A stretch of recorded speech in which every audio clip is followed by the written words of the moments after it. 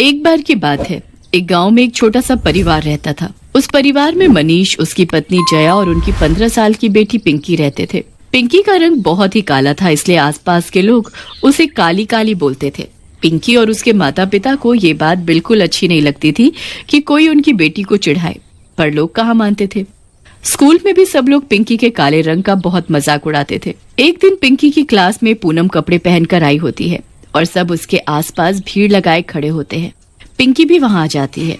अरे, आज तो तुम बहुत ही सुंदर लग रही हो पूनम, बिल्कुल परी जैसी। हाँ, आज मेरा जन्मदिन जो है, इसलिए मैंने नए कपड़े पहने हैं। लंच टाइम में हम सब केक भी काटेंगे, आ जाना तुम भी, सब लोग थोड़ा हंस भी लेंगे। हाँ, मैं जरूर आऊंगी, सबको हंसाना तो अच्छी बात है। वैसे जन्मदिन बहुत मुबारक हो। तभी टीचर क्लास में आ जाती है और सब बच्चे अपनी अपनी जगह जाकर बैठ जाते हैं। टीचर भी पूनम को जन्मदिन की बधाई देती हैं और फिर सबको पढ़ाना शुरू कर देती है। उस दिन सबको छुट्टी का इंतजार रहता है। जैसे ही छुट्टी होती है, सब लोग जल्दी से ग्राउंड में भागते हैं। पूनम अपने घर से केक लेकर आती है। चलो सब जल्दी से आ जाओ, पहले हम केक काट लेते हैं, फिर सब कैंटीन में पार्टी करेंगे। पूनम केक काटने लगती है। सब बच्चे उसके लिए तालियां बजाते हैं। फिर सब लोग पूनम को केक खिलाते हैं और उसके मुंह पर भी हल्का सा केक लगा देते हैं। उस दिन सब बच्चे बहुत मजे करते हैं। पिंकी भी वहीं एक कोने में अलग से खड़ी सब देख रही होती है। उसका बर्थडे भी अगले हफ्ते ही आने वाला होता है और वो भी अपने बर्थडे के बारे में सोचने लगती है। घर जाकर वो अपनी माँ को सब बताती है। मेरा भी तो जन्मदिन आने वाला है, मैं भी स्कूल केक लेकर जाऊंगी। ठीक है, पहले जन्मदिन तो आने दे। हर दिन पिंकी को अपने जन्मदिन का बेसब्री से इंतजार रहता है। इंतजार करते करते एक हफ्ता बीत जाता है और आखिरकार पिंकी का जन्मदिन भी आ जाता है। पिंकी उस दिन बड़ी खुश होती है। वो एक लेकर स्कूल जाती है। पिंकी पहले ही काली होती है और उस दिन उसने पीले रंग की फ्रॉक पहनी होती है। सब लोग उस पर उस दिन और ज्यादा हंसने लगते हैं। पिंकी सबको नजरअंदाज करके बस अपने जन्मदिन के बारे में सोचती है। वो छुट्टी में सब बच्चों को केक काटने के लिए बुला लेती है। बड़ी खुशी खुशी पिंकी अपना केक काटती है और फिर उसके बाद पूनम अपने दोस्तों को इशारा करती है। इशारा करते ही सब लोग केक लेकर पिंकी के मुंह पर मलना शुरू कर देते हैं। पिंकी चिल्लाने लगती है, मत करो प्लीज, मत करो। अरे, आज इसको छोड़ना मत, इसको अपना ये जन्मदिन जिंदगी भर याद रहना चाहिए। मेरा दम घुट रहा है, मुझे छोड़ दो। पिंकी चिल्लाती रह जाती है पर कोई उसकी नहीं सुनता। सारा केक पिंकी के नाक और मुंह में भरने के कारण वो सांस नहीं ले पाती है और दम घुटने की वजह से उसकी मौत हो जाती है। वो अचानक वहीं जमीन पर गिर पड़ती है। सब बच्चे उसे देखकर डर जाते हैं और उसे दूर बंद पड़े खंडहर के पीछे छुपाते हैं। जब छुट्टी के बाद पिंकी घर नहीं आती तो उसके माँ बाप बड़े ही परेशान हो जाते हैं। वो स्कूल में जाकर पता करते हैं और सब जगह उसे ढूंढते रहते हैं। पिंकी का कुछ पता नहीं चलता।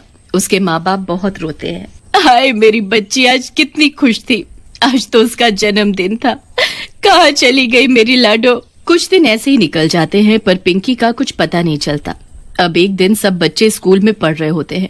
उस दिन राहुल नाम के एक लड़के का जन्मदिन होता है, पर पिंकी के मरने की वजह से सब इतना डर चुके होते हैं कि स्कूल में केक लाना ही बंद कर देते हैं।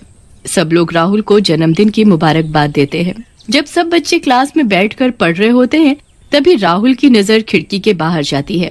खिड़की के बाहर एक भयानक काले रंग की चुड़ैल केक लेकर खड़ी होती है। राहुल उसे देखकर चिल्ला पड़ता है, चुड़ैल, चुड़ैल। क्या हुआ राहुल, चिल्ला क्यों रहे हो? मैम, खिड़की के बाहर चुड़ैल खड़ी है। तुम पागल हो गए हो क्या राहुल? ये कैसा मजाक है? चुड़ैल वगैरह कुछ नहीं होता, चलो चुपचाप पढ़ाई करो। टीचर राहुल को डांट देती है। उसके बाद राहुल चुपचाप बैठ जाता है पर उसका ध्यान यहीं खिड़की पर होता है। उसके बाद लंच टाइम हो जाता है। सब बच्चे स्कूल ग्राउंड में खेल रहे होते हैं। राहुल बॉल लेने पेड़ के पीछे जाता है, तभी अचानक वही चुड़ैल राहुल का हाथ पकड़ लेती है। उसके दूसरे हाथ में केक होता है जो वो राहुल के मुंह पर पूरा का पूरा मल देती है। बचाओ, बचाओ, चुड़ैल, चुड़ैल, मेरा दम घुट रहा है, मुझे छोड़ दो, मैं मर जाऊंगा। मेरा भी ऐसे ही दम घुटा था, मैं भी तड़प तड़प कर मरी थी। अब तुम सब की बारी है, अपने अपने जन्मदिन पर तुम सब मरोगे। राहुल और जोर से चिल्लाने की कोशिश करता है पर चुड़ैल उसके मुंह पर केक मलती ही रहती है, जिससे राहुल की आवाज ही नहीं निकलती। राहुल वहीं बेहोश हो जाता है। चुड़ैल वहाँ से चली जाती है, पर जब राहुल का काफी देर तक पता नहीं चलता तो सब उसे ढूंढने लगते हैं। काफी देर ढूंढने के बाद जब राहुल ऐसी हालत में बेहोश पड़ा मिलता है तो सब बच्चे घबरा जाते हैं और जल्दी से टीचर को बताते हैं। टीचर जल्दी से राहुल को हॉस्पिटल लेकर जाती है और वहाँ उसके पेरेंट्स को बुलाया जाता है। राहुल बच तो जाता है पर डर की वजह से कुछ बोल नहीं पा रहा होता। कुछ दिन राहुल स्कूल नहीं आता और उसी बीच अब शीना का जन्मदिन आ जाता है। जन्मदिन वाले दिन उसको भी वही काली चुड़ैल हर जगह दिखाई देने लगती है। ये चुड़ैल मुझे हर जगह क्यों दिखाई दे रही है? कहीं उस दिन राहुल सच तो नहीं बोल रहा था? अगर मैं सबको बताऊंगी तो कोई मेरी बात पर यकीन नहीं करेगा और मेरा मजाक भी उड़ाएंगे। मैं क्या करूं? शीना उस चुड़ैल से बचकर भागने लगती है, पर वो जहाँ भी भागती है चुड़ैल उसके सामने आ खड़ी होती है।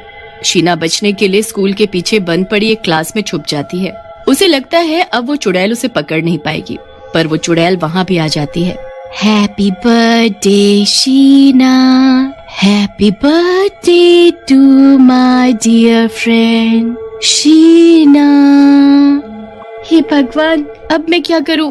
ये चुड़ैल मेरे पीछे क्यों पड़ी है और इसे कैसे पता आज मेरा बर्थडे है? शीना, शीना, अब जल्दी से बाहर आ जाओ। छुपने का कोई फायदा नहीं है। तुम कहीं भी छुप जाओ, मैं तुम्हें ढूंढ ही लूंगी। शीना डर के मारे पसीने पसीने हो जाती है। चुड़ैल के एक हाथ में केक होता है जो वो सीधा शीना के मुंह पर जोर से मारती है और उसे उसके चेहरे पर मलने लगती है। नाक और मुंह में केक भरने की वजह से शीना की सांस रुक जाती है। क्लास में जब शीना वापस नहीं आती तो टीचर उसे यहाँ वहाँ ढूंढती है। उसके बाद पूरे स्कूल में शीना के खोने की खबर फैल जाती है। उसके पेरेंट्स को भी बुला लिया जाता है। वो भी बड़े परेशान हो जाते हैं। दूसरी तरफ राहुल की तबीयत थोड़ी ठीक होती है और वो सबसे पहले अपनी माँ को बुलाता है। राहुल अपनी माँ को सारी बात बता देता है कि कैसे उसने और उसके दोस्तों ने पिंकी के साथ गलत किया था, जिसकी वजह से उसकी मौत हो गई। अब वो चुड़ैल सबको मार देगी माँ। वो सारे दोस्तों को उनके जन्मदिन वाले दिन ही मारेगी। आज शीना का जन्मदिन है, आप जाकर उसे बचा लो।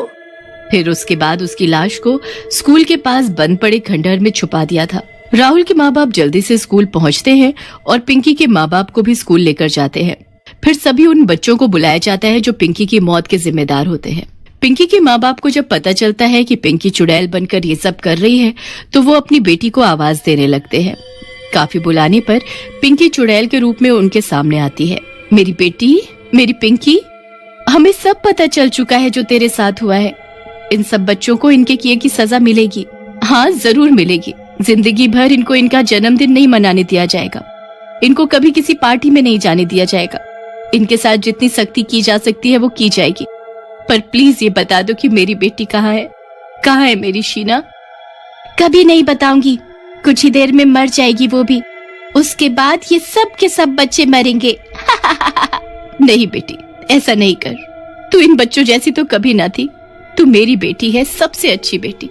तूने जीते जी कभी किसी को बुरा तक नहीं बोला, तो अब इतना बुरा कैसे कर सकती है किसी के साथ? इन्होंने मुझे मार डाला। मैं कितनी खुश थी, पर इन्होंने मेरे रंग का हमेशा इतना मजाक बनाया और फिर मुझे मार डाला। पिंकी की माँ और बाकी सब उसे बहुत समझाते हैं और रोते गिड़गिड़ाते हैं। आखिरकार उस चुड़ैल को उन सब पर दया आ जाती है। फिर वो बता देती है कि शीना कहाँ है।